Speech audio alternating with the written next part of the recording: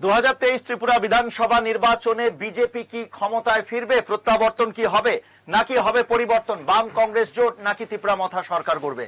এই সবকিছুর প্রশ্নের উত্তর মিলবে আগামী 2রা মার্চ। কিন্তু তার আগে রয়েছে 2023 ত্রিপুরা বিধানসভা নির্বাচনের ভোট গ্রহণ 16ই ফেব্রুয়ারি। কি হবে এবার 23-এর ত্রিপুরা বিধানসভা নির্বাচনে? পরিবর্তন না প্রত্যাবর্তন? 2018 সালে ত্রিপুরা বিধানসভা নির্বাচনে জনমত সমীক্ষা, জন কি বাত এবং হেডলাইন্স ত্রিপুরার আপনাদের সামনে আমরা তুলে ধরেছিলাম, এবং সেই জনমত সমীক্ষা, এক্সিট পোল, ওপিনিয়ন পোল একেবারে হুবহু মিলে গিয়েছিল। আর এবারও 2023 ত্রিপুরা বিধানসভা নির্বাচনকে সামনে রেখে রাজ্যের সর্ববৃহৎ জাতীয় মানের সমীক্ষা আমরা শুরু করে দিয়েছি। জন কি বাত এবং হেডলাইন্স ত্রিপুরা যৌথভাবে শুরু করে দিয়েছে। কি হবে, পরিবর্তন না প্রত্যাবর্তন, তার তত্ত্ব তালাশ। আমরা সেই বিষয় নিয়েই আপনাদের সামনে প্রতিদিন আজ থেকে আমরা শুরু করছি ধারাবাহিক পর্ব, এবং আমরা তুলে ধরবো আপনাদের সামনে কি চাইছেন ত্রিপুরার মানুষ। ত্রিপুরার রায় 2023 এই আমাদের বিশেষ অনুষ্ঠান। আর এই ত্রিপুরার রায় 2023 কি হবে তা নিয়েই জন কি বাত এবং হেডলাইন্স ত্রিপুরা শুরু হয়ে গেছে সমীক্ষা, যৌথ জনমত সমীক্ষা। তার পুঙ্খানুপুঙ্খ বিশ্লেষণ আমরা আপনাদের সামনে তুলে ধরবো। স্বাগত আপনাদের হেডলাইন্স ত্রিপুরার এই বিশেষ অনুষ্ঠান ত্রিপুরার রায় 2023-এ। আমি রয়েছি আপনাদের সাথে অলোক, এবং জন কি বাত এবং হেডলাইন্স ত্রিপুরার যৌথ জনমত সমীক্ষা শুরু হয়ে গেছে। আর একেবারে 2018 সালে ত্রিপুরা বিধানসভা নির্বাচনে জন কি বাত এবং হেডলাইন্স ত্রিপুরার যে যৌথ জনমত সমীক্ষা, প্রথমে ওপিনিয়ন পোল, তারপরে এক্সিট পোল একেবারে হুবহু মিলে গিয়েছিল। এবং সেই জন কি বাতের যিনি সিইও, জন কি বাত যার বিশ্লেষণ, যার একেবারে সঠিক নিখুঁত বিশ্লেষণ, এবং স্টুডিওতে বসে নয়, ঘরে বসে নয়, কম্পিউটারের মাধ্যমে, ল্যাপটপের মাধ্যমে নয়, একেবারে গ্রাউন্ডে গিয়ে কি বলছেন সাধারণ মানুষ সেটাই তুলে এনে সেটাই তুলে ধরা, অর্থাৎ জনগণের একেবারে রায় সেটাই তুলে ধরেছিল জন কি বাত। এবং প্রত্যেকটা সার্ভে আপনারা জানেন, যেদিন থেকে জন কি বাত কাজ করছে তার যতগুলো নির্বাচনী তারা সমীক্ষা করেছে, opinion pole, exit pole, 2018 Tripura বিধানসভা নির্বাচনের আগে সবকটাতেই কিন্তু ব্যাপক সাফল্য এসেছিল জন কি বাতের। এবং তারপরে ইতিহাস যেরকম সৃষ্টি হয়েছিল 2018 ত্রিপুরা বিধানসভা নির্বাচনে, ঠিক একইভাবে জন কি বাত এবং হেডলাইন্স ত্রিপুরার যৌথ জনমত সমীক্ষাও কিন্তু ইতিহাস সৃষ্টি করেছিল। পুঙ্খানুপুঙ্খ বিশ্লেষণ, নিখুঁত ফলাফল হয়ে দাঁড়িয়েছিল 2018 সালে ত্রিপুরা বিধানসভা নির্বাচনের যে ফলাফল বেরিয়েছিল সেই নিরিখে। আর এবারেও 23-এর নির্বাচনে শুরু হয়ে গেছে হেডলাইন্স ত্রিপুরা এবং জন কি বাতের যৌথ সমীক্ষা। আর প্রত্যেকটা দিন আজকে থেকে আমরা শুরু করলাম আমাদের এই বিশেষ অনুষ্ঠান ত্রিপুরার রায় 2023। প্রতিদিন রাত 9টায় কথা হবে, বিশ্লেষণ হবে, এবং আমরা তুলে ধরবো কি হবে, হতে চলেছে পরিবর্তন না প্রত্যাবর্তন। এই মুহূর্তে আমাদের সাথে স্টুডিওতে রয়েছেন, ত্রিপুরায় চলে এসেছেন জন কি बातें सीईओ प्रदीप भंडारी। प्रदीप जी, बहुत बहुत स्वागत है आपका हेडलाइंस त्रिपुरा में और त्रिपुरा में भी। बहुत बहुत धन्यवाद आलोक जी। আপনারা জানেন যে প্রদীপ ভান্ডারী জন কি বাতের সিইও, তার হাত ধরেই জন কি বাতের পথ চলা, এবং একটার পর একটা তারা যে বিভিন্ন রাজ্যে বিধানসভা নির্বাচন এবং লোকসভা নির্বাচনেও তারা কিন্তু সমীক্ষা করেছেন, ওপিনিয়ন পোল করেছেন, এক্সিট পোল করেছেন। সাফল্য, রেজাল্ট আপনারা প্রত্যেকেই জানেন, এ বিষয়ে আমরা বিস্তারিত যাব না। এবার 23-এর কথা হবে, 23-এর নির্বাচনে কি হবে তারই জনমত সমীক্ষা শুরু হয়ে গেছে। জন কি বাত এবং হেডলাইন্স ত্রিপুরা যৌথভাবে রাজ্যের প্রতিটা জেলায় যাবে এবং সেখান থেকে একেবারে গ্রাউন্ড রিপোর্ট তুলে এনে শুরু হবে কাজ। আর আজকে আমরা কোন জেলাতে কাজ হয়েছে, কি সেখানকার ফিডব্যাক, কি হচ্ছে সেখানকার রায়, সেই বিষয়ে আমরা কথা বলবো। কিন্তু তার আগে प्रदीप जी, 2018 में एक चैलेंज था आपके सामने और हेडलाइंस त्रिपुरा के सामने भी बहुत कठिन परिस्थिति में काम हुआ था। आप लोगों ने बताया था कि आप लोग जहाँ काम करने गए थे वहां थोड़ा सा आप लोगों को परेशानी भी सामना करने पड़ा था। लेकिन जब रिजल्ट आया, जब एग्जिट पोल और ओपिनियन पोल हमने दिखाया था জন কি बात और हेडलाइंस त्रिपुरा का, और जब 3 मार्च 2018 त्रिपुरा विधानसभा चुनाव का रिजल्ट आया, तब देखा गया कि জন কি बात और हेडलाइंस त्रिपुरा का जो एग्जिट पोल का जो रिजल्ट था वो एकदम एग्जैक्टली मिल गया था। इस बार 23 क्या उम्मीदें हैं, और किस तरीके से आप 23 के जो त्रिपुरा विधानसभा निर्वाचन है, चुनाव है, किस तरीके से आप देख रहे हैं और क्या प्लानिंग है? पहले तो मैं त्रिपुरा की जनता को बहुत बहुत प्रणाम करना चाहता हूं और नमस्कार करना चाहता हूं, क्योंकि ये मेरा दूसरा घर है। क्योंकि मुझे याद है कि त्रिपुरा का चुनाव मेरा तीसरा चुनाव था, और उस वक्त कोई विश्वास नहीं कर रहा था कि जब জন কি बात और हेडलाइंस त्रिपुरा ने जमीन की सच्चाई को दिखाया था, तब हर विधानसभा को मैं और मेरी पूरी टीम गई थी और घूमी थी। तब से लेकर अभी तक 30 चुनाव मैं कर चुका हूं और 28 चुनाव उसमें से सही आकलन कर चुका हूं, और ये मेरा 31वां चुनाव है। और कहते हैं कि होम कमिंग जो वापस से, तो इट इज होम कमिंग यहाँ पे। और मुझे बहुत खुशी है कि मैं अभी त्रिपुरा के नंबर 1 एंकर के साथ में वापस से बैठा हूँ, और आलोक जी और मेरे और त्रिपुरा के नंबर 1 चैनल पे हेडलाइंस त्रिपुरा पे प्रणब सरकार के साथ में वापस से हम लोग ये जो जमीनी समीक्षा है वो लेकर आए हैं। आलोक जी देखिए, हर चुनाव में अपने आप में एक अपॉर्चुनिटी होती है और एक चैलेंज होती है। चुनाव होता है। अगर आप मूल से देखेंगे तो, अगर आप चुनाव के सिद्धांत को देखेंगे तो कोई चुनाव ज्यादा बड़ा या छोटा चुनाव नहीं होता। हर चुनाव की अपनी एक बारीकियां होती है जिसको इज्जत करना जरूरी होती है, और हर चुनाव में अपनी एक चैलेंजेस होते हैं और अपॉर्चुनिटी होती है। तो मेरे पे जिम्मेदारी और ज्यादा है, क्योंकि त्रिपुरा की जनता ने मुझे इतना प्यार दिया है, हेडलाइंस त्रिपुरा ने इतना मुझे प्यार दिया है, और इसीलिए इस बार भी वापस से मैं खुद, जनरली हम देखते हैं कि अगर 30 चुनाव कोई आकलन कर लेते हैं तो कोई दुबई में बैठा होता है, या कोई मुंबई में बैठा होता है, कोई दिल्ली में बैठा होता है। पर मेरा मकसद यही था कि क्योंकि त्रिपुरा की जनता ने मुझे इतना प्यार दिया है, और मेरे लिए सट्टा नहीं है, मेरे लिए एक पैशन है, और मेरे लिए जनता का भरोसा है, तो इसीलिए मैं खुद जमीन पर उतरा हूं, जैसे पिछली बार उतरा था, और मैं खुद हर जिले को घूम रहा हूं और खुद हर जिले की समीक्षा ले रहा हूं अपनी टीम के साथ में। और मैं उम्मीद करता हूं और मैं कोशिश करूंगा कि जिस तरीके से पिछली बार त्रिपुरा के जनमानस की सही प्रतिक्रिया मैं दिखा पाया, इस बार भी जन की बात और हेडलाइंस त्रिपुरा अपना ओपिनियन पोल, जो अभी तक कि मुझे इतने सारे मैसेजेस आ रहे हैं त्रिपुरा से कि कब जो है आप लोग बताएंगे कौन जीत रहा है कौन हार रहा है, तो सबसे ज्यादा एंटिसिपेटेड अगर कोई ओपिनियन पोल है आलोक जी, तो वो जन की बात का ओपिनियन पोल है। और मैं विश्वास दिलाना चाहता हूं कि मेहनत सच्ची होगी। सुबह 7 बजे से लेकर अभी रात के 8-9 बजे तक मेहनत चल रही है, और आज मैं खुवाई जिले में था, और इस बार भी 18 के जैसे आप लोग त्रिपुरा के हर जिले में जाएंगे, और वहां से जो आप लोग जैसे काम करते हैं उसी तरीके से काम हो। देखिए आलोक जी, 2018 से लेकर 23 में आपकी एंकरिंग बेहतरी हुई है, 2018 से लेकर 23 में हेडलाइंस त्रिपुरा बेहतरी हुआ है, तो ये मेरी भी जिम्मेदारी है कि 2018 से लेकर 23 के अंदर मैं अपने काम के साथ उतनी शिद्दत करूं। मैं 2 भूमिका निभाता हूं, एक शो का एंकरिंग करने की भूमिका भी निभाता हूं, और साथ में एक सेफोलॉजिस्ट की भूमिका भी निभाता हूं। तो मैं समझ सकता हूं कि आपके ऊपर भी कितना प्रेशर रहता है, पर इस वक्त मैं यही कह सकता हूं कि आज मेरा डे 2 था जमीन पे, और करीबन 40 लोग जमीन पे काम कर रहे हैं। अच्छा। पर इसके अलावा हर जिस तरीके से पिछली बार हर जिले को मैं खुद जब टटोला था और हर उसमें समीक्षा करने की कोशिश की थी, तो इस बार भी प्रोबेबिलिटी मैप ऑफ आउटकम के मॉडल के जरिए मैं एक जनता के सामने जनता की राय रखने का प्रयास करूंगा। और ओपिनियन पोल 13 तारीख को आने वाला है, इसमें कोई दो राय नहीं है, और एग्जिट पोल जो है 27 तारीख को आने वाला है। बाकी है सच्ची, बाकी सब कुछ ईश्वर पे।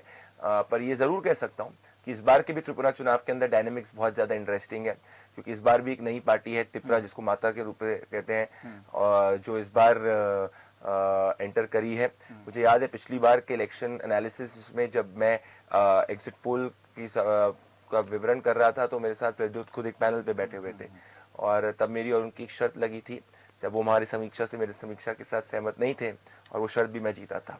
तो इस बार मैं ज्यादा कुछ नहीं कहना चाहता हूं, क्योंकि अभी पूरा डेटा जो हमारा 11 तारीख तक तैयार, 12 तारीख तक तैयार होगा, तभी हम 13 को पोल को लेके आ रहे हैं। मैं झूठा काम नहीं करता, और आप ये तो जानते ही हैं। और हम हर सीट बताएंगे कहां जा सकती, कहां नहीं जा सकती, कहां कांटे की टक्कर है, और जितने कठिन सवाल पूछ सकते हैं पूछे जा सकते हैं। पर मैं आज खुवाई जिले को जाकर काफी कॉन्फिडेंट महसूस कर रहा हूं, और आने वाले 4 दिन के बारे में प्रदीप जी, लेकिन ये बताइए कि ये जन की बात की जो सक्सेस की ये रेशियो है, इसके मेन रीजन क्या है, क्या केमिस्ट्री क्या है आप लोग? देखिए आलोक जी, इस देश में और इस मीडिया के अंदर अगर आप सच्चा काम करते हैं तो आपको ज्यादा चैलेंजेस उठाने पड़ते हैं, और आपको ज्यादा प्रतिक्रियाएं जो हैं वो मिलती हैं। मैंने तब से लेकर अभी तक, और अभी भी हम लोग सबसे यंगेस्ट एवर का psephological company in the entire history of India है, जिसने उठा के इतने इलेक्शंस का सही आकलन किया है। तब से लेकर अभी तक मेरे एक भी इलेक्शन में मेरी मेहनत में 1% भी कमी नहीं है। मैंने एक भी इलेक्शन में ये नहीं सोचा कि मैंने 15 इलेक्शन सही कर लिए, 16 कर दिए, 17 कर दिए, 18 कर दिए, 30, 28 कर दिए, 29 कर दिए, तो मैं दुबई में बैठूं, दिल्ली में बैठूं और झूठ करूं। मैं ऐसा नहीं करता कि एक दिन बाद अपने पोल को बदल लूं। जब गलत होता है तो मैं इकलौता ऐसा व्यक्ति हूं जो, मैं 2 इलेक्शन जो है कि जब पब्लिक के सामने आके बताता है कि गलती क्यों हुई है, क्योंकि मैं अपने काम के अंदर शिद्दत रखता हूं और सच्चाई रखता हूं। और ये जो पूरा मॉडल है आलोक जी, जो मैंने खुद अपने टीम के साथ बिल्ड किया है, और एक एक कॉन्स्टिट्यूएंसी देश की घूम घूम के मैंने बिल्ड किया है, और ये ग्लोबली यूनिक है। तो ऐसा नहीं है कि मैंने अमेरिका के मॉडल को कॉपी किया है कि 4 लोगों को कॉल सेंटर, आपने जैसे अपने इंट्रोडक्शन में बोला कि 4 लोगों को कॉल सेंटर में बैठा के लैपटॉप पे कर दे चीजों को टेक्निकलाइज, नहीं, सच्ची तरीके से चीज को किया जाता है। इसीलिए लोगों को डर भी बहुत महसूस होता है, क्योंकि 90% लोग जो है झूठ काम करते हैं इसके अंदर, आपको भी पता है। अगर आपको सिर्फ और सिर्फ नंबर ही जानना होता है, झूठा नंबर, तो या आपको कैसे नंबर आना है, तो कई लोग सट्टे बाजार के ऊपर देखते हैं। पर एक सेफोलॉजिस्ट की तरफ आदमी क्यों आता है? क्योंकि वो उससे जानना चाहता है कि कोई सीट शेयर आ रहा है या वोट शेयर आ रहा है तो क्यों आ रहा है, उसके पीछे कारण क्या है, उसके पीछे मुद्दे क्या है, क्यों ऐसा हो रहा है, क्यों ऐसा नहीं हो रहा है। ये जो है, ये काम जो है मेरा है, और इस काम के अंदर मेरा ये जनता को आश्वासन है कि हर इलेक्शन को मैं शिद्दत के साथ करता हूं। मॉडल पूरा यूनिक है, इसमें ब्लैक स्वॉन इवेंट करके कहते हैं, जो मैनेजमेंट की टर्मिनोलॉजी होती है, पर इसको सेफोलॉजिकल साइंस के अंदर भी हम लोग इवॉल्व करते हैं कि जब मान लीजिए ऐसी परिस्थिति हो कि जो आपने जमीन पे देखा हो, कुछ भी देखा, उसके बिल्कुल अप्रत्याशित अलग हो जाए, तो वो बहुत रेयरेस्ट ऑफ रेयर केसेस में होता है पॉलिटिक्स के अंदर।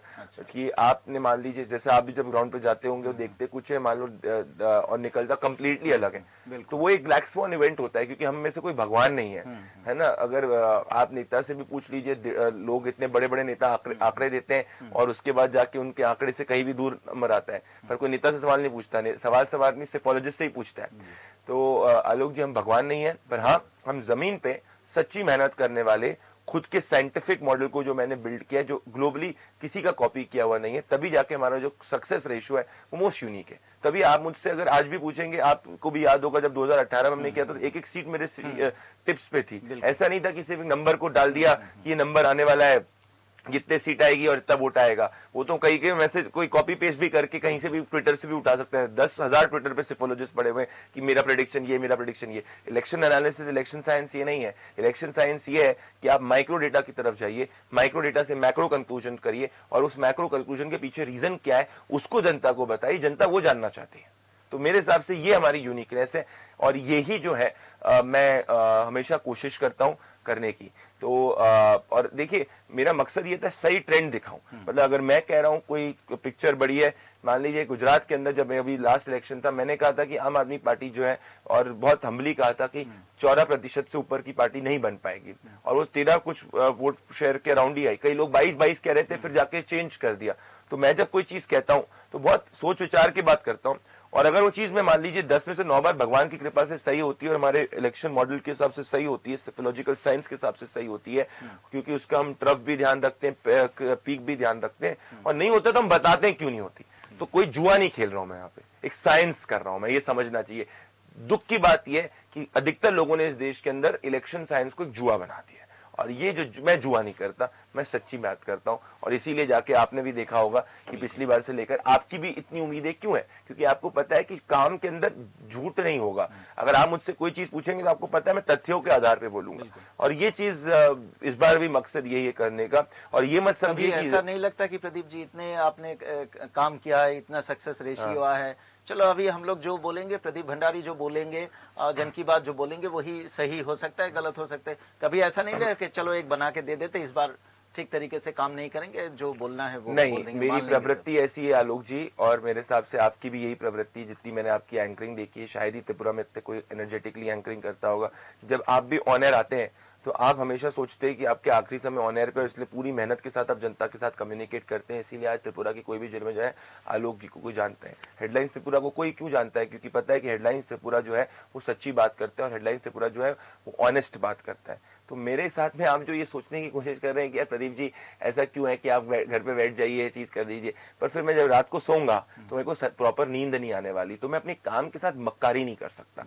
ये मेरी चीज है, क्योंकि देखिए एक नेता का काम होता है चुनाव जीतना, कोई नेताओं का काम होता है चुनाव हारना। आजकल कुछ नेता हो गए इस देश के अंदर जो एक्सपर्ट हो गए चुनाव हारने के अंदर। मेरा काम होता है कि मैं अगर एज अ सेफोलॉजिस्ट की चुनाव का सही आकलन करके बताऊं, और एक सही ट्रेंड लाकर बताऊं, और क्यों आ रहा है वो ज्यादा मेरे लिए महत्वपूर्ण है। और मैं ये कह रहा हूं कि इस बार का चुनाव उतना ही ज्यादा कॉम्प्लेक्स है जितना 2018 का चुनाव था।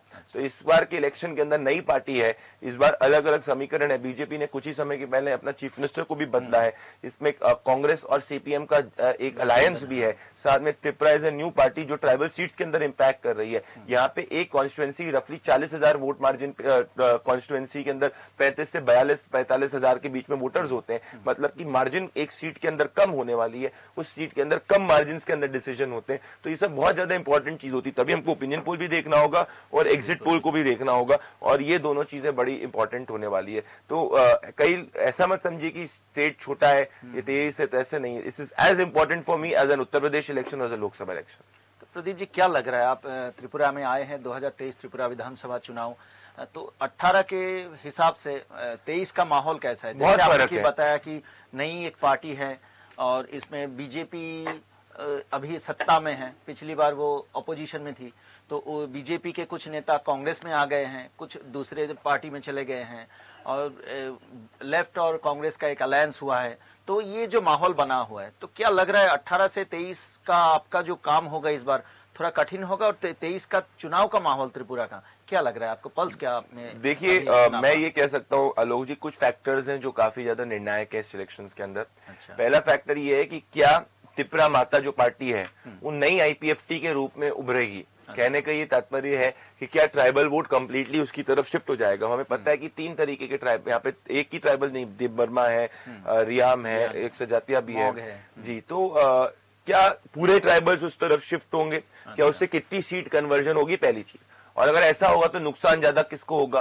क्या सीपीएम को होगा या सिर्फ आईपीएफटी और बीजेपी को होगा? That is number 1 point. तो ये सबसे बड़ा जो पिलर इस बार एनालाइज त्रिपुरा माता को और त्रिपुरा की परफॉर्मेंस को करना बहुत ज्यादा इंपॉर्टेंट है। आपके हिसाब से मतलब त्रिपुरा माता फैक्टर होने वाला है?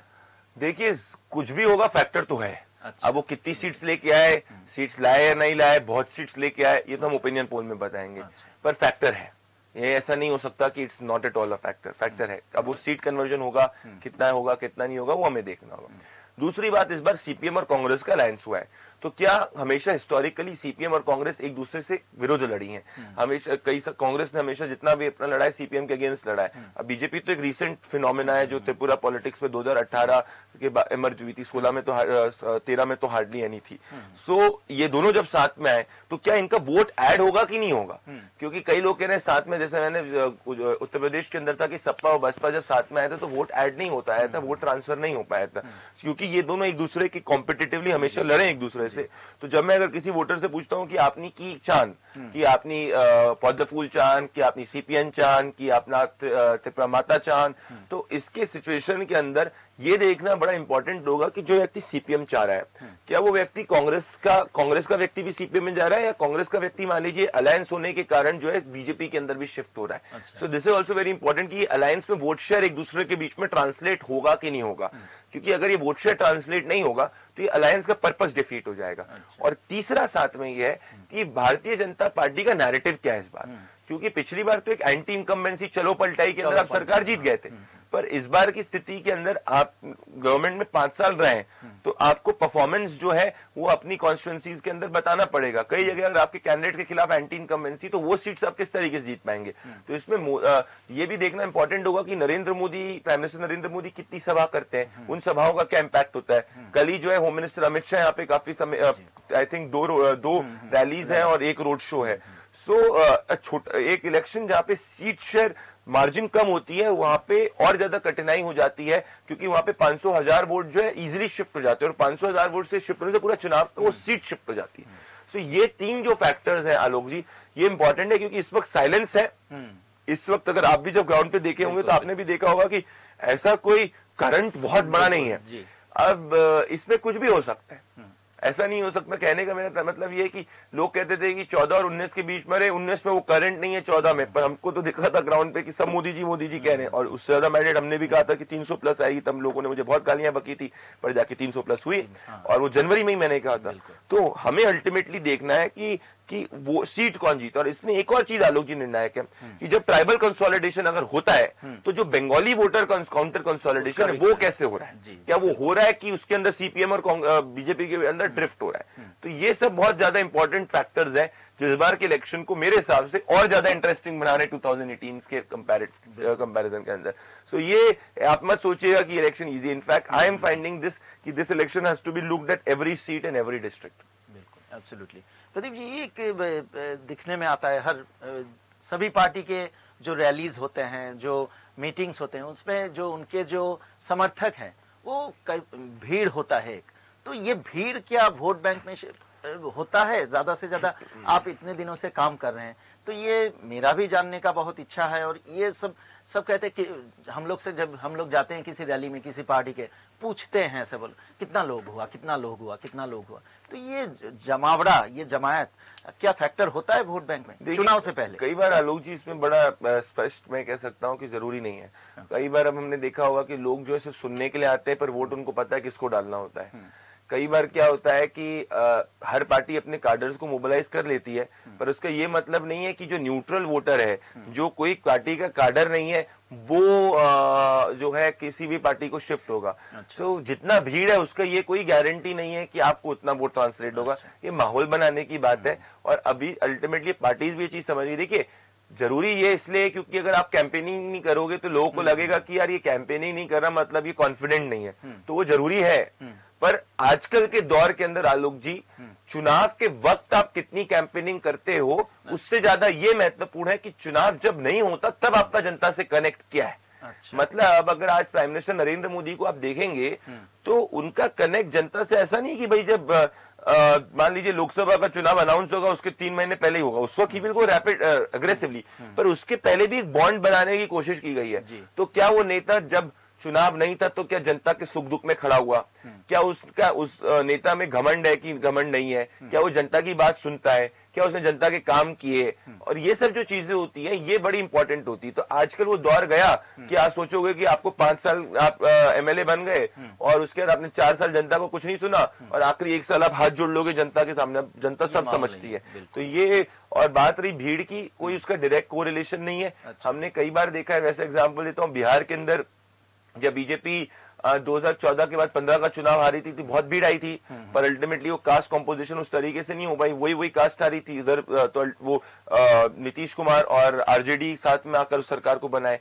फिर हमने देखा था कि किस तरीके से 19 के अंदर मान लीजिए ममता बनर्जी की उसमें बहुत ज्यादा भीड़ आती थी, पर बीजेपी ने 19 में बंगाल में 18-19 सीट लेके आए जो अप्रत्याशित था।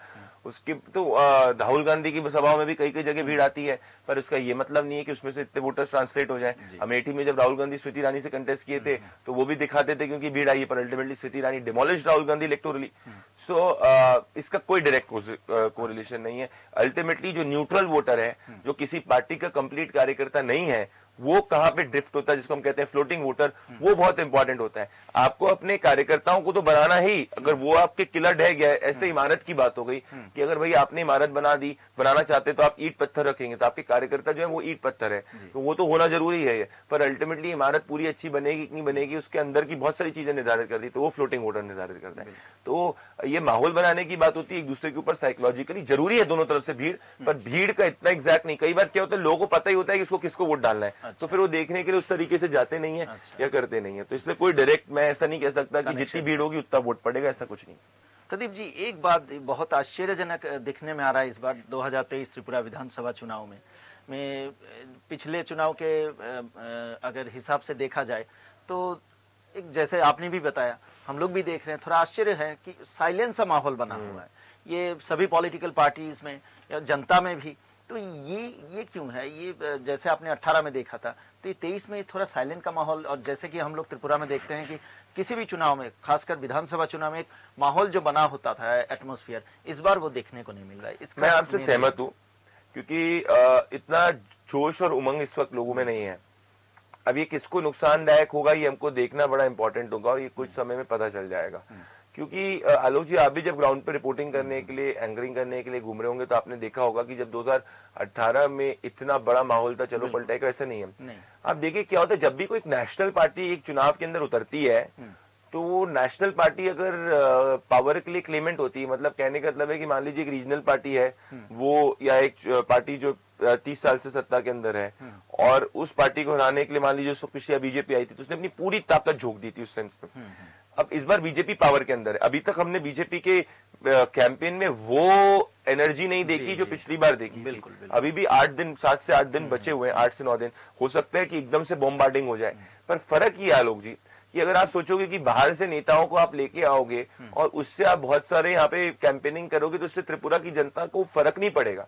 क्योंकि आप 5 साल सरकार में रहे हो, तो ये मैटर करेगा कि 5 साल आपने क्या काम किया है, वो जनता उस पर आपको रेट करेगी। उसके साथ में आपके बड़े लीडर हो गए, जैसे मान लीजिए होम मिनिस्टर अमित शाह हो गए, मान लीजिए प्राइम मिनिस्टर नरेंद्र मोदी हो गए, चीफ मिनिस्टर योगी आदित्यनाथ हो गए, हिमंता बिस्वा शर्मा हो गए। ये लोग जो है इनका समझ में आता है कि फर्क पड़ सकता है। बट अपार्ट फ्रॉम दैट अगर आप सोचोगे कि बहुत सारे आप लेके आओगे तो ये इस तरीके की स्थिति नहीं होने वाली है। तो इसलिए आपको शायद से, क्योंकि अल्टीमेटली जनता रेट करेगी इन चीजों को। अब सीपीएम की जो कैंपेनिंग जितना मैं समझ पा रहा हूं वो बड़ी साइलेंट कैंपेनिंग हो रही है इस बार। व्हाट्सएप पे कैंपेनिंग कर रहे हैं, व्हाट्सएप ग्रुप बना के रात रात को बात हो रही, मेरे सोर्सेज बता रहे हैं। और जो त्रिपुरा का इमोशनल कनेक्ट है, तो त्रिपुरा माता को इतना मैं आपको बताना चाहता हूं कि अगर जो भी उसको वोट पड़ेगा वो कोई कैंडिडेट के नाम पे नहीं पड़ेगा, वो पार्टी के नाम पे पड़ेगा। अच्छा। त्रिपुरा के नाम पे पड़ेगा, वो राजा के नाम पे पड़ेगा। तो उधर कैंडिडेट इतना इंपॉर्टेंट नहीं। अब ये सेंटिमेंट क्या चुनाव तक रहता है कि नहीं रहता है, या कितना हो पाता है, और वो क्या सेंटिमेंट, मान लीजिए एक ऐसी कॉन्स्टिट्यूंसी में जहां 40,000 वोटर है, 42,000 वोटर है, जहां पे मान लीजिए 25,000 बंगाली वोटर है और 14-15,000 ट्राइबल वोटर है। तो उसमें क्या वो बंगाली को भी अपनी तरफ शिफ्ट कर पाते हैं, या मान लीजिए सिर्फ और सिर्फ ट्राइबल को कर पाते हैं। तो ये सब चीजें हैं, ये बड़ी इंपॉर्टेंट होगी मेरे हिसाब से। प्रदीप जी, और एक बात, ये तिपरा मोथा जो पार्टी है, हम लोग एक माहौल सा बना हुआ था कि किसी भी के साथ अलायंस हो सकता है। हालांकि उनके जो सुप्रीमो है महाराज प्रद्युत किशोर देवबर्मन, उनका डिमांड था रिटर्न देना होगा। उनका जो डिमांड है ग्रेटर त्रिपुरालैंड, उसके बेसिस पे रिटर्न देना होगा। तो इसको लेके हम एक क्वेश्चन सा बना हुआ था कि तिपरा मोथा लेफ्ट और कांग्रेस के साथ अलायंस में जाएगी या फिर बीजेपी के साथ अलायंस में जाएगी। बहुत जद्दोजहद के बाद देखा गया कि तिपरा मोथा अकेले चुनाव में लड़ेगी।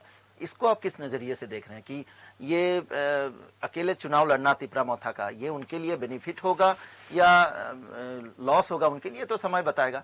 लेकिन पूरा जो चुनाव के नजरिए से आप किस तरीके से देख रहे हैं? ऑल पार्टी बीजेपी को इससे क्या फायदा हो सकता है, क्या नुकसान हो सकता है? लेफ्ट और कांग्रेस को क्या फायदा हो सकता है, नुकसान हो सकता है? और ओवरऑल तिपरा मोथा को भी क्या मिल सकता है? आलोक जी, मेरा ये मानना है कि मान लीजिए सामने सामने अलायंस नहीं हुआ तो क्या हमें इस चीज पे भी गौर करना चाहिए कि क्या उसका कोई फ्रेंडली अलायंस है किसी पार्टी के साथ। मतलब मान लीजिए पर्दे के सामने नहीं है, पर पर्दे के पीछे ऐसा तो नहीं कोई अलायंस है। क्योंकि तिपरा माता की ऐसी स्थिति वो नहीं है कि वो 60 की 60 सीट पे पूर्ण रूप से कंटेस्ट करके जीत सके। तो ये बात तो तय है कि अगर तिपरा माता जो अगर कुछ भी अच्छा करेगी तो उसको किसी ना किसी की तो सरकार बनाने में सहयोग चाहिए रहेगा। अगर चाहिए रहेगा तो कुछ ना कुछ तो पीछे से टैसिट अंडरस्टैंडिंग होगी। अभी नहीं होगी तो बाद में इलेक्शन के करीब हो जाएगी। ये तो मैं जितना मेरी राजनीतिक समझ है वो कहती है। और बात रही त्रिपुरा लैंड के कॉन्स्टिट्यूशनल डिमांड की, नाइदर सीपीएम या कांग्रेस ना भारतीय जनता पार्टी ने उस पर कमिटमेंट रिटर्न दिया, क्योंकि वो पॉसिबल नहीं है करना। क्योंकि वो कॉन्स्टिट्यूशनल प्रोविजन है, उसके लिए आपको पार्लियामेंट से चाहिए रहेगा, बहुत सारी चीजें उसमें होगी। इसीलिए आपने देखा होगा कि दोनों में से किसी ने नहीं किया। पर एक इमोशनल कनेक्ट जितना ट्राइबल्स का, पर्टिकुलर देवबर्मा ट्राइबल्स का जितना राजा के साथ में है, वो उसको इग्नोर नहीं किया जा सकता। वो जमीन पे भी कई जगह है, और इलेक्शन आते आते हमें समझ में आ जाएगा कि वो कितने सीट्स के अंदर ट्रांसलेट हो रहा है, और क्या वो किंग है या किंग मेकर है या कुछ भी नहीं है। तो जैसे आपने इसको हिसाब में रखा था कि जो पिछला जो एडीसी चुनाव हुआ था उसमें तिपरा मोथा का जो सक्सेस हुआ था इतने कम समय में, तो वो माहौल क्या अभी भी बना हुआ है 23 के त्रिपुरा विधानसभा चुनाव के अंदर, या फिर थोड़ा सा आप देख रहे हैं कि उसमें कुछ डिफरेंसेस आए हैं? देखिए, अभी तो मैं पूरे एडीसी सीट पे एडीसी एरिया पे कमेंट नहीं कर सकता, पर जितना मैंने अभी तक अपने डेटा के साथ टटोला है, जितना मेरा probability map of outcome model कहता है, जितना मेरी क्वालिटेटिव और क्वांटिटेटिव रीजनिंग कहती है, मैं ये कह सकता हूं कि तिपरा माता अभी भी एक फैक्टर ट्राइबल्स के अंदर बनी हुई है। अच्छा, तो आप उनको हल्के में मत लीजिएगा। अच्छा, आज की स्थिति तो यही है, इतना मैं कह के छोड़ सकता हूँ। और अभी आपके एक्सपीरियंस क्या कहते हैं कि मुद्दे क्या हो सकता है 23 के त्रिपुरा विधानसभा चुनाव में रूलिंग पार्टी के लिए? और रूलिंग पार्टी के लिए जो घर दिया है, जो पानी पहुंचा है, और साथ में जो ओल्ड एज को पेंशन दी गई है, ये, और जो साथ में शांति बनी हुई है, वो जो एंटी, अगर मान लीजिए बात की जाए, त्रिपुरा के लिए तो इमोशनल कनेक्ट है ट्राइबल्स का कि हमारे नहीं, राजा को एक बार मौका देख के देते हैं। अच्छा, मौका देख के देना चाहते हैं राजा को, बाकी सबको भी दे दिया, देखिए हमारे लिए करेंगे और बहुत ज्यादा करेंगे, बाकी जो पार्टीज नहीं कर पाना चाहती। सीपीएम कांग्रेस की बात करें तो चाकरी का मुद्दा उठा रहे हैं। और उसके साथ में वो कह रहे हैं कि भाई यूनियन नहीं हुआ है और इनफैक्ट दंगा फसाद बढ़ा है। सो ये दोनों चीजें हैं। देखिए जो सीपीएम का वोटर है वो सीपीएम का ही वोटर है। अच्छा। पिछली बार भी जो अगर आपने स्टडी किया होगा इन डिटेल तो 44%, मैं गलत अगर नहीं हूं तो वोट शेयर था बीजेपी का, एनडीए का, और 42% था सीपीएम का। तो ऐसा नहीं है कि बहुत बड़ा डिफरेंस था दोनों के बीच में, विच मीन्स कि इसका cadre voter has been maintained. Now this time एक कंप्लीटली बाइपोलर इलेक्शन नहीं है, कुछ त्रिपुरा माता भी वोट शेयर अच्छा खासा लेके आएगी। तो किसका वोट लेगी वो देखना दिलचस्प होगा। तो मेरे हिसाब से जो ऑलराउंड स्टेट के अंदर मुद्दा जो है उससे ज्यादा कई जगह जहां कैंडिडेट्स के खिलाफ एंटी इनकमेंसी है वो सब में कैंडिडेट ने काम नहीं किया, वो मुद्दा बन जाता है। इसके कारण मोबिलाइज दूसरी तरफ होता है।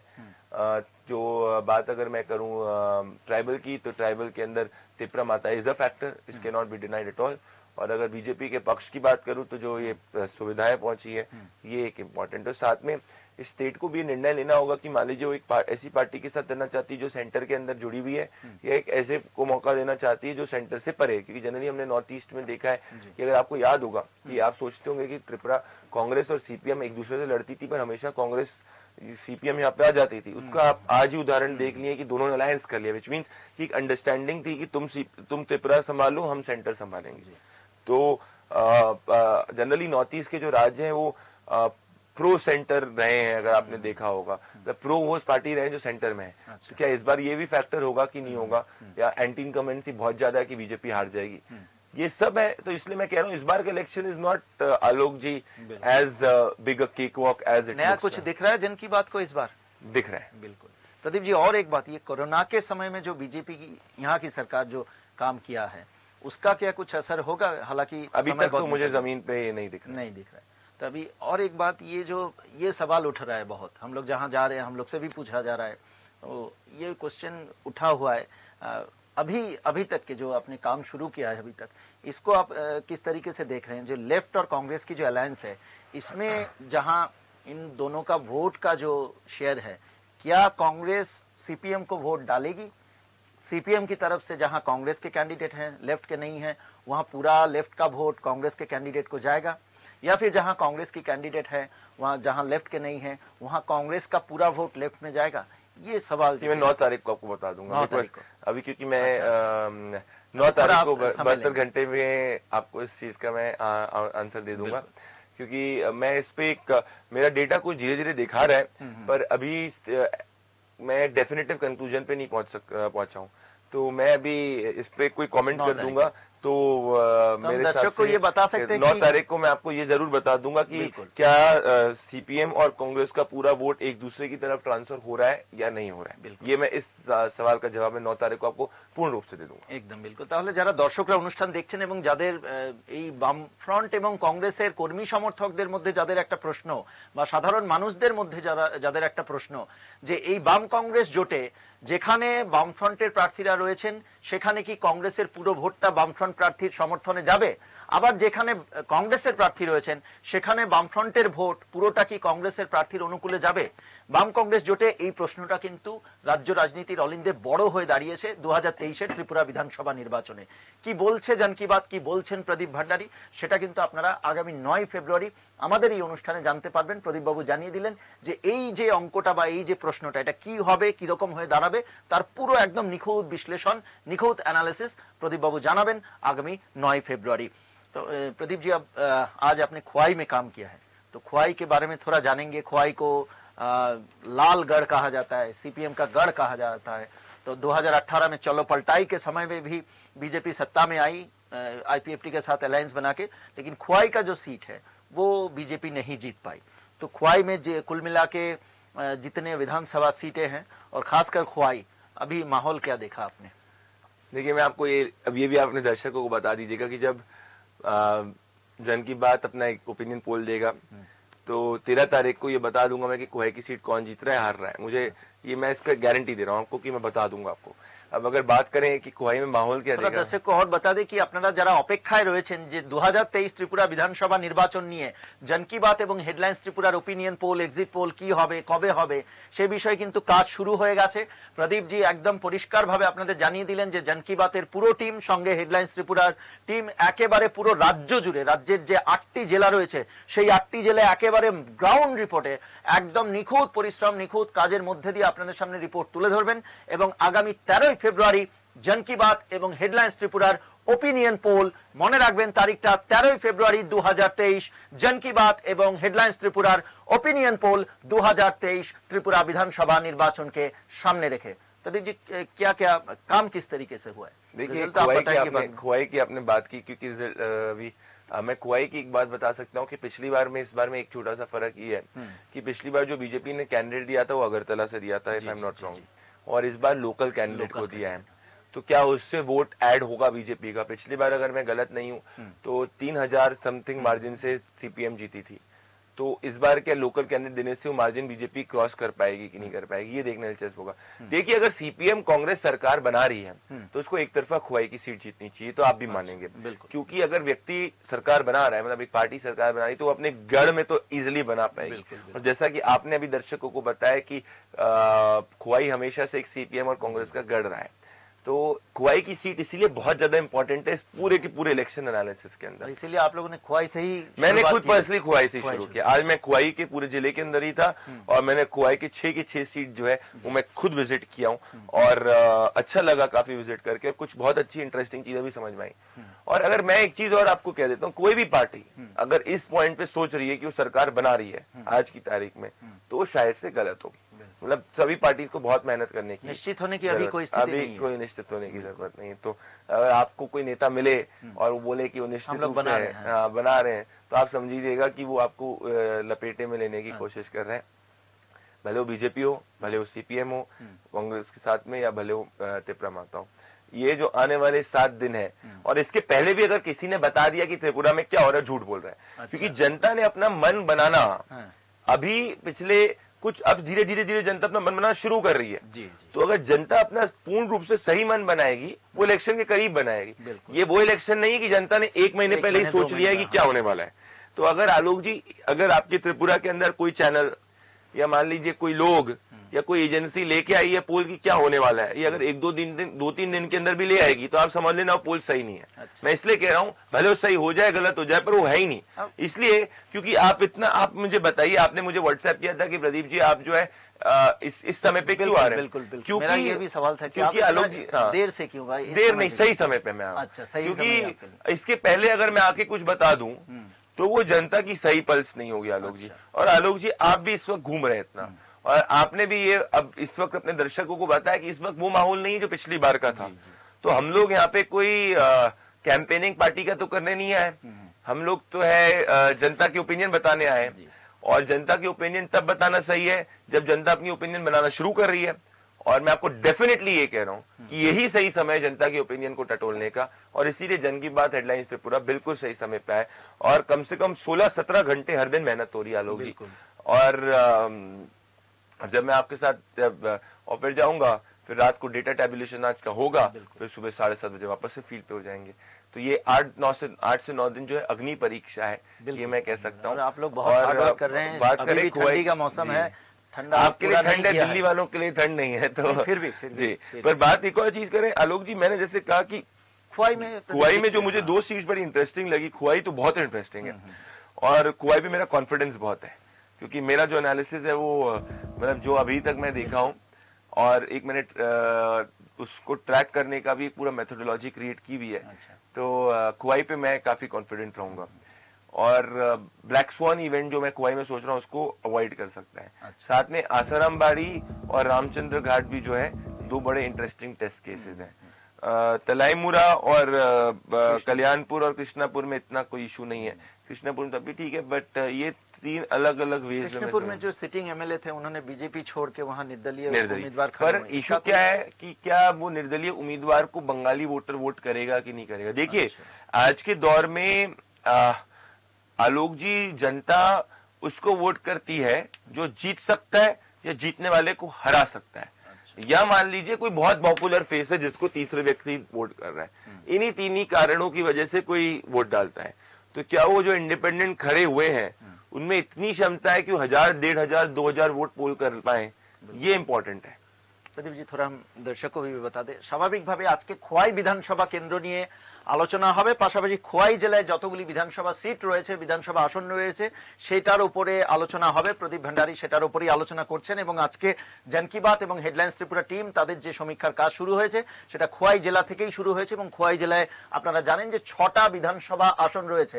খোয়াই, তেলিয়ামুড়া, কৃষ্ণপুর, রামচন্দ্রঘাট, আসারামবাড়ি এবং হচ্ছে গিয়ে কল্যাণপুর, প্রমোদনগর, এই 6টা সিট রয়েছে এবং খোয়াই সিটটা খুব ইন্টারেস্টিং। যেরকম প্রদীপ জি বললেন যে এবারে কিন্তু খোয়াইতে आपके हिसाब से कौन जीतेगा आलोक जी खोई?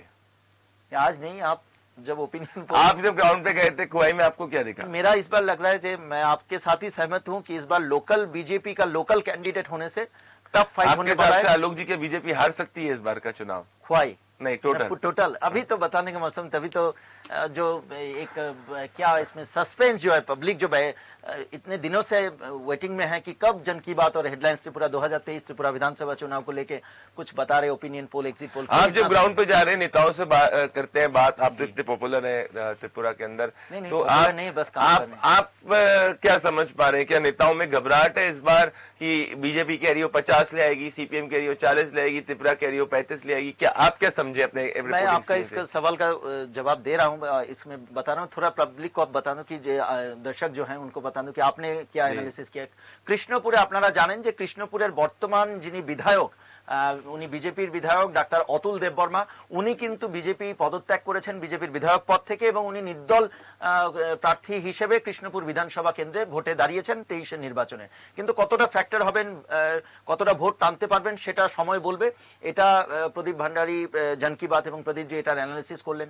খোয়াইতে এবার বিজেপি স্থানীয় প্রার্থী দেওয়ার ফলে এই ভোটটা খুব ইন্টারেস্টিং এবং ভোটটা খুব হাড্ডাহাড্ডি হতে চলেছে, এমনটাই পূর্বাভাস দিচ্ছেন জন কি বাত এবং প্রদীপ ভান্ডারী। আসারামবাড়ি এবং রামচন্দ্রঘাটে তিপ্রামথা ফ্যাক্টর হয়ে দাঁড়াতে পারে, এমনটাই আভাস দিচ্ছেন। পাশাপাশি কল্যাণপুর এবং কল্যাণপুর, প্রমোদনগর এবং তেলিয়ামুড়ায় খুব একটা অতটা তফাৎ হবে না 18-র তুলনায়, যদিও রেজাল্ট কি হবে সেটা সময়ই বলবে।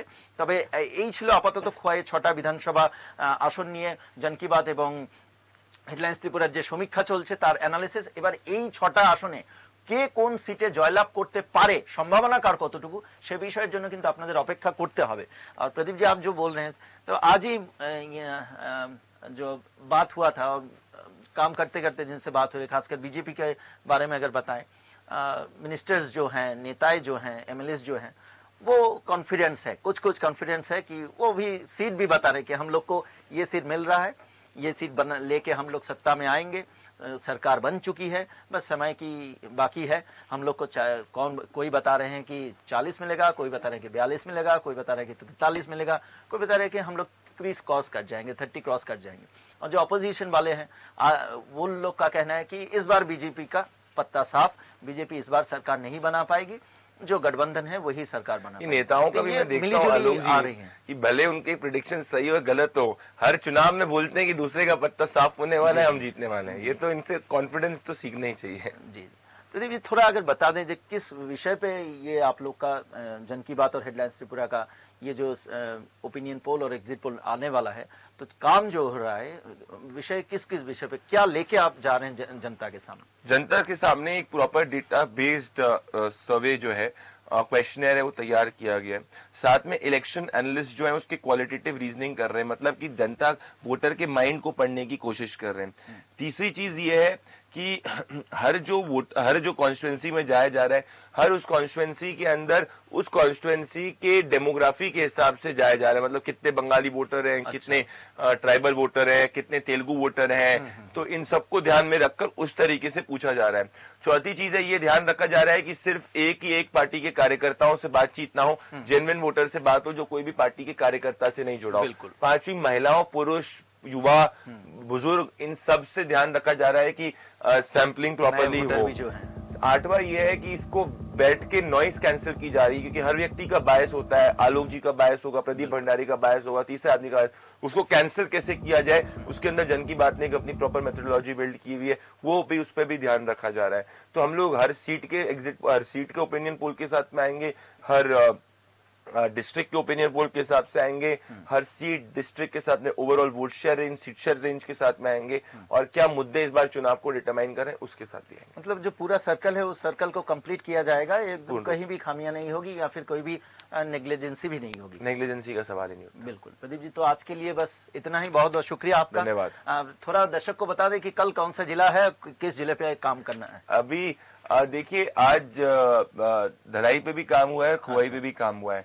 अब कल शायद से मैंने अपनी टीम के साथ में मैं रात को 12 साढ़े 12 बजे का कॉल करूंगा, तो क्योंकि रात को करीबन हम लोग 12 साढ़े 12 बजे डेटा चालू करते हैं, 2-2:30 बजे तक चलता है, फिर सुबह 7 बजे काम पे वापस लग जाते हैं। तो सिपाही जिला जो है उस पे हो सकता है, अच्छा, हो सकता है एक टीम ऊना कुटी जाए, अच्छा, तो वो ये दोनों जिलों पे ध्यान रखा जा सकता है। अच्छा। ये मैं इस वक्त कह रहा हूँ। वेस्ट त्रिपुरा जो है वो हम लोग अभी नहीं, आज कल नहीं करेंगे, इतना मैं गारंटी दे सकता हूँ। बिल्कुल। तो आज धलाई में भी काम हुआ है, लेकिन आप लोग बहुत हार्ड वर्किंग कर रहे हैं, आप लोग बहुत थके हुए हैं, टायर्ड है, फिर भी आप थका मैं नहीं हुआ लोग, इसलिए धलाइয়ের উপরে আজকে আমরা আলোচনা। धलाई पे मैं इसलिए नहीं बात कर रहा हूँ क्योंकि एक समय पे मैं खुवाई सबसे इंपॉर्टेंट जिला है, इसलिए मैं चाह रहा हूँ जनता का भी सबसे ज्यादा इंटरेस्ट खुवाई में, इसीलिए मैंने खुवाई पे बात किया। धलाई पे और सिपाही पे हम कल बात कर सकते हैं एकदम। पर आपने कहा थकान, मैं जब अपने काम को करता हूँ, कर्तव्य को करता हूँ, तो थकान नहीं होती है। मालूम है हम लोगों की जन की बात और प्रदीप भंडारी, थकान क्या चीज है इसको मायने नहीं देते, थकते नहीं है, काम करते हैं, परिश्रम करते हैं, बाकी सफलता आप लोगों का कदम। देखिए, सफलता और असफलता तो महादेव के हाथ में होती है और माँ त्रिपुरा सुंदरी के हाथ में है। तो हमारा तो है कि हम सच्चे तरीके से मेहनत कर सकें, साइंटिफिक रूप से करें, जुएबाजी ना करें। बिल्कुल, একদমই। আমরা আজকে জন কি বাত এবং হেডলাইন্স ত্রিপুরা টিম ধলাই এবং খোয়াই জেলায় কাজ করেছে, কিন্তু আমরা শুধু আপনাদের সামনে খোয়াইয়ের বিষয়টা তুলে ধরলাম। ধলাই এবং আগামীকাল যেটা প্রদীপ ভান্ডারী জানালেন যে সিপাহীজলা এবং ঊনকোটিতে কাজ হতে পারে, সেটা সে কোন দুটো জেলায় কাজ হবে, সেই দুটো জেলার যে দুটো জেলায় কাজ হবে সেই দুটো জেলার উপরে কি বিশ্লেষণ, সেটা আমরা আগামীকাল এই অনুষ্ঠানে আবার প্রদীপ ভান্ডারী পুঙ্খানুপুঙ্খ বিশ্লেষণ করবেন। এবং আপনারা শুনলেন যে একেবারে এক একটা বিধানসভা কেন্দ্র ধরে ধরে এই অ্যানালিসিস হচ্ছে এবং এক একটা বিধানসভা কেন্দ্রে একেবারে বিভিন্ন ধরনের, এমন নয় যে শুধুমাত্র শহরেই জিজ্ঞাসাবাদ করা হলো বা শহরেই কাজটা হলো, এমন নয় যে শুধু গ্রামে হলো, এমন নয় যে শুধু এডিসি এলাকায় হলো, পুরোটা এই বিধানসভা কেন্দ্র জুড়ে সব অংশের মানুষ যারা ভোটার, ভোট দেবেন, তাদের কাছে পৌঁছচ্ছেন জন কি বাত এবং হেডলাইন্স ত্রিপুরার প্রতিনিধিরা, এবং সেখান থেকে যে রিপোর্ট আসছে অর্থাৎ একেবারে গ্রাউন্ড রিপোর্ট, সেই গ্রাউন্ড রিপোর্টের উপরেই আমরা ওপিনিয়ন পোল এবং এক্সিট পোল আপনাদের কাছে তুলে ধরবো। অপেক্ষা করুন, অনেক কিছু তথ্য, অনেক কিছু আসবে বিশ্লেষণের আকারে, যেরকমটা प्रदीप भंडारी জানালেন। আজকের মতো এই অনুষ্ঠান এখানেই সমাপ্ত। प्रदीप जी और एक बार आपको बहुत बहुत शुक्रिया और धन्यवाद। नमस्कार। फिर আগামীকাল আবার এই অনুষ্ঠানে প্রদীপ ভান্ডারী আসবেন, থাকবো আমি, আলোচনা হবে জন কি বাত এবং হেডলাইন্স ত্রিপুরার এই যে এক্সিট পোল এবং ওপিনিয়ন পোল, যেটা প্রদীপ জি জানিয়ে দিলেন যে আগামী 13ই ফেব্রুয়ারি, আবারও আপনাদের মনে করিয়ে দিচ্ছি 13ই ফেব্রুয়ারি ভুলবেন না কিন্তু। ওই দিন কিন্তু একেবারে প্রত্যেক দিনই আপনারা হেডলাইন্স ত্রিপুরা দেখেন আমরা জানি, কিন্তু ওই দিন কিন্তু আপনাদের হেডলাইন্স ত্রিপুরা দেখতেই হবে। এবং 2023 ত্রিপুরা বিধানসভা নির্বাচনে কি হতে চলেছে, পরিবর্তন না প্রত্যাবর্তন, তার একটা সম্ভাবনা। আমরা আবারও বলছি, এটা কিন্তু বিন্দুমাত্র কোনো ফলাফল নয় এবং এটাই যে একেবারে রেজাল্ট হবে এমনটাও নয়, কিন্তু আমরা এতটুকু মানে গর্বের সাথে বা এতটুকু দাবি করতে পারি, যেহেতু 2018 ত্রিপুরা বিধানসভা নির্বাচনে জন কি বাত এবং হেডলাইন্স ত্রিপুরা যে ওপিনিয়ন পোল এবং যে এক্সিট পোল দেখিয়েছিল, সেটা কিন্তু 2018 ত্রিপুরা বিধানসভা নির্বাচনের ফলাফলে হুবহু মিলে গিয়েছিল। তাই এবারও আমরা আশা করতে পারি, কিন্তু অপেক্ষা করবেন 13 তারিখের জন্য। 13ই ফেব্রুয়ারি ভুলবেন না, আমরা তুলে ধরবো জন কি বাত এবং হেডলাইন্স ত্রিপুরার ওপিনিয়ন পোল 2023 ত্রিপুরা বিধানসভা নির্বাচনকে নিয়ে। আজকের মতো অনুষ্ঠান এই পর্যন্তই, দেখা হবে আগামীকাল একই সময় রাত 9টায়। ভালো থাকবেন, সুস্থ থাকবেন, দেখতে থাকুন হেডলাইন্স ত্রিপুরা ন্যাশনাল। নমস্কার।